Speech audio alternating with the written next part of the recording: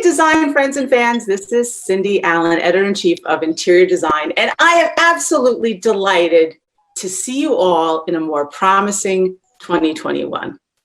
Today, we're talking about the power of design to influence our lives in positive and profound ways as we celebrate, check this out, 15 years of the Shaw Contract Design Awards. Amazing. Okay, so we have a special trio here for you today. First, I'd like to welcome Todd Jarvis. He's the Global Marketing Director at Shaw Contract. How are you, Todd? Doing great, doing great. And this is one of my favorite programs, so looking forward to talking about this. Fantastic. And then, and I love this, we have two designers that actually were judges. So we are going to get, and I expect to get the inside scoop. We have Alan Young, Studio Director, Design Director, and Principal at Gensler in LA. Hi, Alan. How are you? I'm great, thank you. How about you? I'm great. And we have Ronnie Balazaire, Corporate Real Estate Manager at Daimler North America. How are you? I'm good. Thank you so much for having us this afternoon. And Ronnie, so I hear that you were at Gensler, worked on that incredible Mercedes project, right? And then they grabbed you. They took you. They did. They made me an offer. I just had to go ahead and at least try or attempt, right?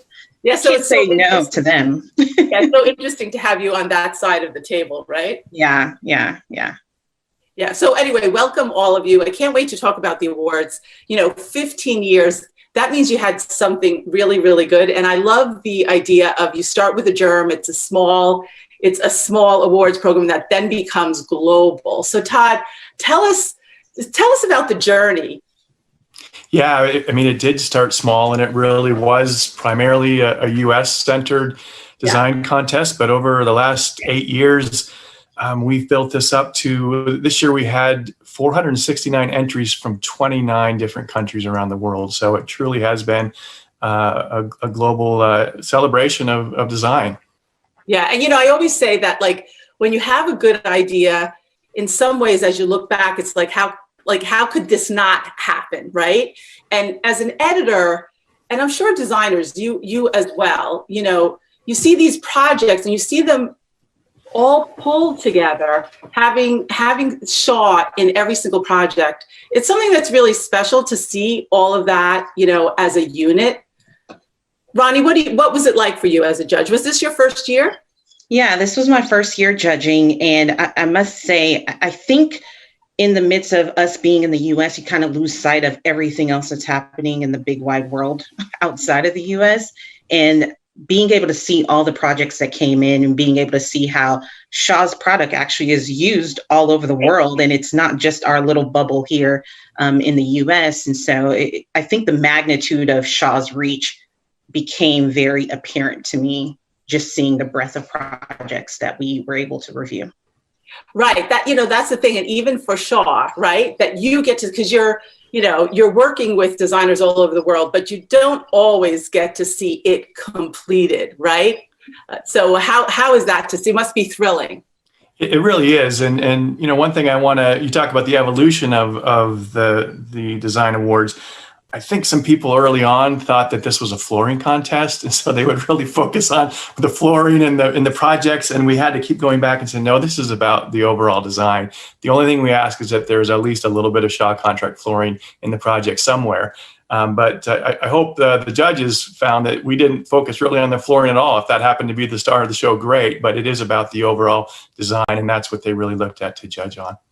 No, I think, and by the way, I know that to be true, I promise out there, because I remember even years ago asking about what some of the flooring was and nobody kind of knew, but the projects were great and there was Shaw. So I can attest that you care about the whole project. Alan, what was it like being a judge for you? Well, you know, the thing that I thought was really great is I've never been part of a competition that had entries from so many places in the world, and it gave you a chance to see what's in common and what's not in common, right? And just see kind of the cultural influences and how that was dealt with in the design arena, I think was really fantastic. In fact, we spent most of our time talking about projects. We had US, we had China, we had Australia, we had Germany. I mean, it was all over the map. Yeah. No, I know it's really exciting. I know because we do it for Best of Year and we get projects from all over the world, and how it opens your mind, Ronnie, as you said, like in some ways as a designer, you're overwhelmed with the work you have and you kind of are in your design bubble. And typically in our world it's a good design bubble, but to see beyond really is inspiring. So tell me how it even started. Like, what was the why behind starting it? Yeah, Cindy, there's really four things. Number one is to recognize the impact of design and the work that designers do, and has such a profound impact on people's lives. The second thing is just a chance to learn and share some really great stories, and that's what's really been exciting for me. The third is to provide an opportunity for us to celebrate with our clients, and finally, just a chance to build community among the winners and the judges. Yeah, and so Todd, the pandemic happens. You have this huge program, and you guys are like, oh my God, how are we going to manage this, right? So you had to pivot very quickly too. Yeah, I'll be honest, Cindy, we considered not running the Design Awards in 2020 with everything going on. And that lasted for about 3 seconds. And one of my colleagues said, you know what, now more than ever, we've got to celebrate design this year. We've got to find a way. So a lot of creativity, a lot of innovation, pulling something together that used to be all face-to-face and doing it 100% virtually with 26 jurors from 13 countries around the world. It was a big undertaking, and up until the very last second, I was nervous that it wasn't going to come together. But the technology worked, and it was there's nothing like being face-to-face. But I think we did the best we could. On a lot of different time zones, and I appreciate everybody being flexible with that. There was nobody complaining about staying up late or getting up early, and we had every continent in the world except Antarctica represented with great designers. So it was just came off really well, I thought. Yeah. So Ronnie, give us a little bit of a background in terms of being a judge. How many times did you all get together? Well, we were split into, I think it was 4 or 5 pods, right, Todd? Kind of 4 different ones. Yeah, taking pools of certain project types, right? And so initially, there was a group of, I think there were 6 of us in my particular pod initially, and I think that's happened in all the other judging pods as well. And so you kind of just have conversation about, okay, here's this project, and let's look at it, and what did you think? And we all individually judged before we came together, and thanks to Shaw for organizing that in such a, clean way. So by the time we came together, we all had already done our judging, and, we had our opinions, and it was interesting to watch how opinions may have shifted just by hearing another judge discuss what the merits of a particular project they cared or they found endearing. So it was interesting to see how many times my mind might have shifted on a project based on hearing what another judge said. So. Yeah, Alan, I want to hear about that because I have to judge a lot of awards, and sometimes that's a good thing, sometimes not a good thing. Yes. But well, Alan, tell us about it. Yeah, I wanted to add that, after we did our first round, we came together, a few judges were whittled down, and we looked at the entire portfolio, and we selected the grand prize winners. And I have to say that Ronnie and I were on completely different sides of one of the projects that went to the end. I was like, wait, we got to hear. All right, I want to hear about this. We were. So this particular project was actually part of the first round judging for my pod. And when I judged it just myself, by myself, I actually didn't think very highly of the project. But by the time we got to the group of judges, I really thought about the concept. I really thought about who this project was being delivered for. And I said, is this not what design is about, right? Is it not about making sure that, number one, a client's needs are met, and which project truly meets what, Shaw's, criteria were? And this project met it far and above almost any other one. And so I changed my mindset, and I found myself defending this project in that initial pod. And then it carried over to, being in the final judging round. And Alan definitely was not a fan. Wait, which project is it? it's Positive Tomorrow's School for the Homeless. So it's interesting how I shifted my thinking, and somehow me expressing that was able to help some other people be able to see the merits of why this project deserved to be part of one of the grand prize winners. Right. And, I think in the case of Shaw, you tell me like the mission, because there is a social impact piece of the equation. And to me, this sits right there, right? Absolutely. Alan, yeah. Okay. I would like to say one more thing about that project, and just the, reading through how the designers met the needs of their clients is so important. And that really came through with all the jurors. But one specific thing about this project that I think is really cool is part of the award that people get for winners is there's a $5,000 scholarship to a nonprofit of their choice. And in this case, they actually did the work for this school, and then the school was the recipient of the award. So we gave $40,000 to 8 different charities around the globe, and this was one of them, and really, really proud of that. No, that's amazing. And I would say, like, when I see the winners, you do see a big span, which is always nice to, put that out there in the world. That's so far different than, Alan, I'm sure you were a pro, the Robot Spaces International Consulting Firm. Yeah. So the interesting thing is we spent most of our time talking about those 2 projects, right? So once we got to that place and my coming around was, my position was with the school that it could be designed with more finesse. But then I realized that it wasn't about the finesse. It was about who was the captive audience, who was the experience for. It was for homeless children who had no stimulation whatsoever except for what was on the streets. And then to compare that to the international consulting firm, which is an absolutely gorgeous project, right? It's like perfect. And I was a little afraid Ronnie was going to be like, no, you can't like that project because it's too beautiful. And I'm like, but no, we were all on the same page with that right out of the gate. That's, first of all, I'm glad this came up because it is a lovely juxtaposition to see the 2. And I would say that one is super high design minded, right? And the other one is sort of heart out to the community. And so it's really great. I'm sure Shaw is happy about that too, to see that the range was so big. And Ronnie too, that you were open to listening to what your other judges, thought about it, and then you became an advocate. So that was really special.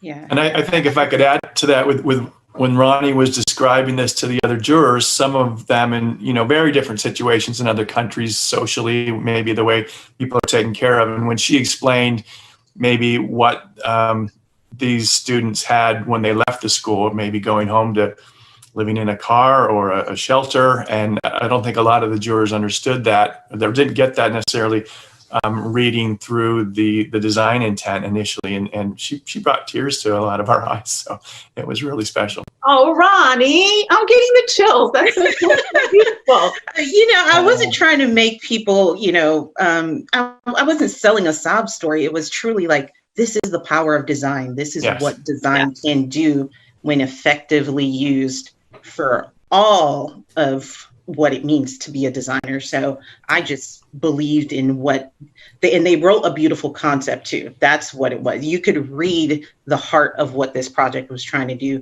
via their concept. Because a lot of times we lean on the pictures only, right. And a lot of designers also miss when writing a concept, right? They write something and you're like, okay, all right, great. Guess it's a good thing your project looks good. But they wrote something that actually touched my heartstrings to actually then make me take a second glance at the images in a different way. Yeah, no, and it's clear, and it is a beautiful story all around. There's another one, Alan, that I was looking up that I thought, well, this one, the Eternal Woman's Health in Australia, that one has a pretty good message and is a pretty gorgeous looking project too, right? Yeah, and what we were most intrigued that project was actually in my first round, and I was a huge advocate for it. And and it was interesting. I was the only man in the initial judging, and so I was coming at it really from a design perspective and kind of the finesse. But it was really great to hear from the woman's perspective the fact that this was an experience that was unlike what they have experienced in any other health environment, right? That it was catered not to pander to femininity, but it was about just living and craft, and there was a warmth to it and a scale to it that's made it feel really approachable. So we were really excited about that project. And then when it went to the finals, it just continued to kind of build momentum. It was one of those quiet ones. It wasn't an obvious choice at the beginning, but I think when you start to measure it against all the other projects that there were to look at, it just really fit in well. Yeah, one thing that folks don't know when they're not judging is that you're also looking at the whole project. And sometimes there are some good elements that are like really super wow, and then the project falls apart. You know what I mean? Like people don't know. But that one was like felt very complete. I would agree. The first time I saw it, because it wasn't in my initial judging round, I just saw a quiet strength to that project that I thought was just beautiful. So yeah, there was one also that, the People's Choice. I thought the People's Choice, first of all, what people are the People's Choice? Was it going out online? How did that work? Yeah, it's really the firm can connect with all of their contacts, their clients, their fellow designers, and yeah, the People's Choice was actually in Kuala Lumpur, Malaysia. Our first winner ever in Malaysia. Yeah. It's called the Suave, which is a big European insurance company, and the firm's name is Box Design in KL. But they just pushed this really hard and had great engagement online, and really had a significant gap between them and the next closest winner or next closest contestant for the People's Choice. Yeah, I thought that was pretty great. And by the way, Shaw, the carpet in there looks pretty fab too. In that one, right? Yeah, it's really, really beautiful. You guys also love that project? Yeah, and it's funny that you brought up the carpet. You know, the carpet looked good in the images, because there are a few projects that might have looked amazing, but to me, if this is Shaw's project or contest, then I feel like we should be able to see the flooring shine some way in your design. And sometimes the flooring was just too understated in some other projects. And so I would agree that this one, it definitely showcased the product really well. And it's funny because I actually was in Kuala Lumpur last Christmas. So I had an Asian holiday, but when the world was still open. So it was really cool to be able to see a corporate project come out of Kuala Lumpur when I had spent a good week in Malaysia. So that was pretty awesome to kind of connect those two things together. Yeah, it's really exciting, right? Like it feels so random and it's like, oh my God. And that is a really, really beautiful project. Alan, was there another one in the group that you'd like to mention? There was another stunning project, and the thing that was, I think the most remarkable about that project was there was a backstory that one of the judges was able to kind of help explain culturally what a lot of the symbolism was and what the movement was and how sophisticated she thought that was. It was one of those projects that everyone looked at and said, no, this is a beautiful, beautiful project. And it kind of was always at the top. That was also in my initial judging.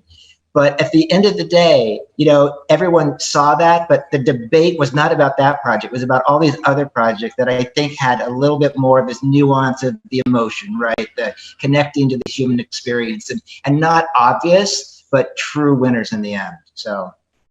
Yeah, when I'm looking at judging, I am also looking at the content in terms of how well-rounded everything is. And I see here, there are office spaces like for Adidas and consulting firms, but then also there's one here, Japara, the Regent Aged Care Facility. So seeing that in the mix with the homeless, with the women's health, that's when you feel like, oh, we really have what's out there, what's really happening in the world in terms of design. Yeah. There was one more, and it was the project that had very little color to it, Yeah. It was That was almost the Onur The group black- in Turkey, in Ankara, Yes, Turkey. that Yeah. one. Yeah. And it was such an unusual project. At first, we thought it was a black and white submittal. And then we recognized that no, that there was this nuance, this kind of underbelly of tone that made it interesting. So I think that's the other thing the jurors were looking for, is we were looking for compelling stories that had great experiences, but also interesting ideas, you know, people thinking about design in a way that we just don't always think about. So it wasn't just about beauty, it was about content, it was about people and all of that good stuff. Yeah, in that particular project, I think the textures popped out so much in the photography that you had no choice but to get reeled in by it. To Alan's point, we thought it was just black and white photography, but no, it was actual, this is the way the space is designed, and you could just see how all of it came together in such a beautiful way. Did you both, as jurors, did you both feel satisfied at the end of meeting with everybody, and in terms of who won and who got recognized? Yeah, I think we definitely did. At first, we were like, well, I mean, how many are we really going to award? Because technically, you know, Shaw gave us a balance, but didn't say you have to stick to this number or this count. But by the time we had all, you know, convened and had our various conversations, and these were lengthy conversations for hours, with some of us really late at night and some people really early in the morning. But I think we all got off that final call feeling we did a really good job selecting a variety of projects that truly deserve this honor.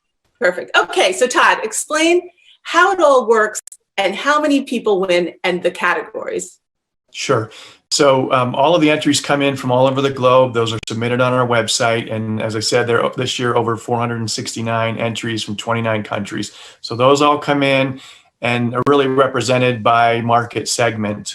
We call them our category winners. So the initial round of judging with the 26 jurors, they picked by category the winners for each.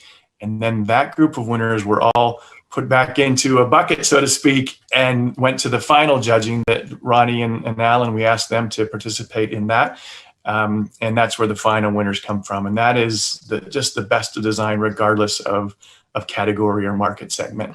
And then we had 7 winners there. And then there was 1 People's Choice winner that was really, you know, sent out online to be voted on. All right. Now that's lovely, because I always like, as I'm sure designers are always creative, like you like to have the flexibility, right? To give what you need to give to recognize people and not be so constrained by, I don't know, some sort of rules. That was very important to us. Yeah, that was very important to us as we discussed this. And I think everybody had to be brought along through the process. And there was really no clear, like right out of the gate, everybody said, this is a winner. It was somebody had to be brought along. Some people, more people had to be brought along than others. But at the end of the day, at least I felt, I learned a lot from the process and my eyes were opened by the process. And I think it actually has made me a better designer, because I've had an opportunity to have different points of view, just to reiterate the things that I believe in can be expressed in a really great way. That's lovely. All right, I want to talk about the trophy, because it's super cool, and I understand it was made in Belgium. Todd, tell us about it.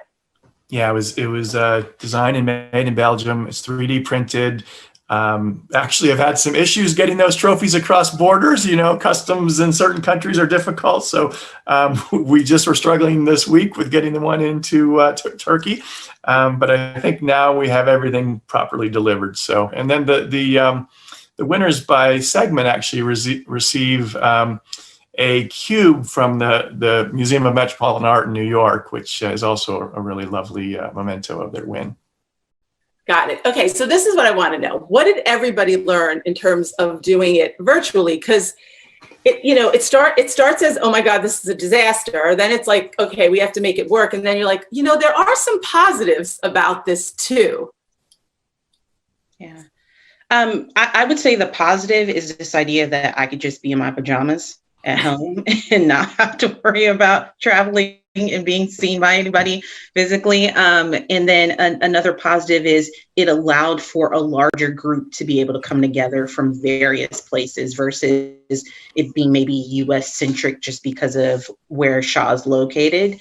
So being able to speak to various designers from around the globe, I'd never really interacted with any designers in Asia or Australia. So to be able to communicate with these individuals and try to and start to understand their sensibilities and how they think about design and what they think about design was an amazing benefit for me personally. Yeah, Alan, didn't you feel the same way that, now with Zoom, I mean, all the good and bad with Zoom, but that you could, boom, make a new friend from China, from clear across the world?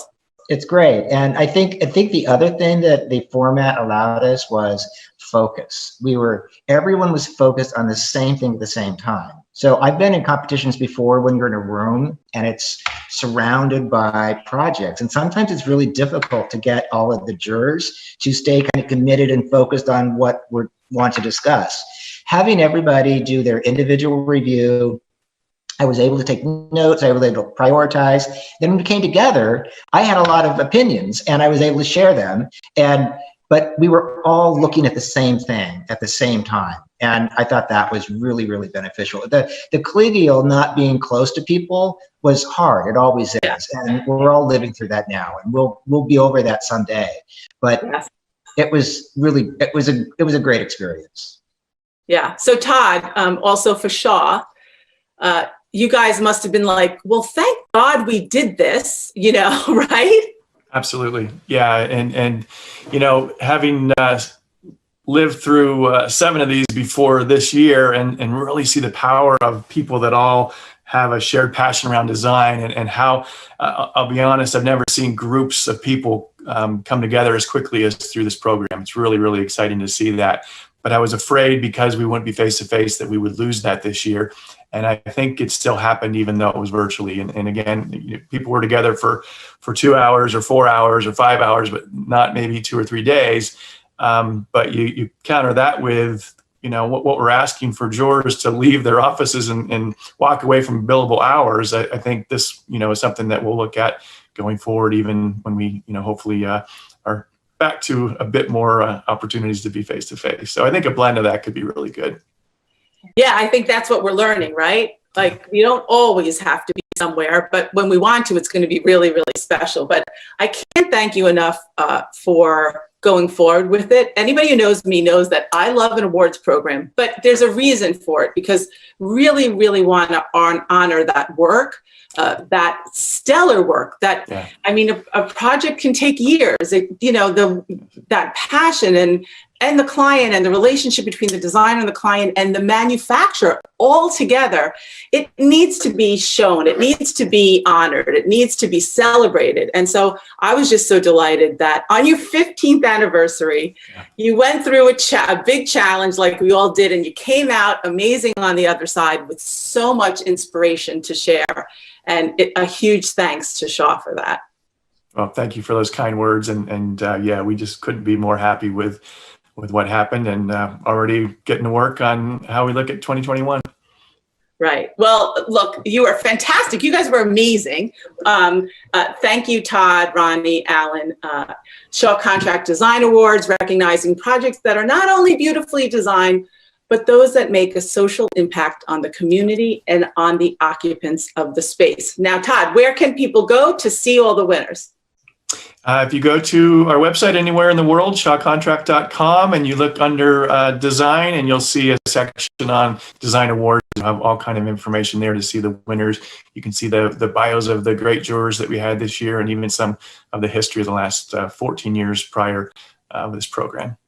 Super. So like a big round of applause, 15 years for the Shaw Contract Design Awards. Yay!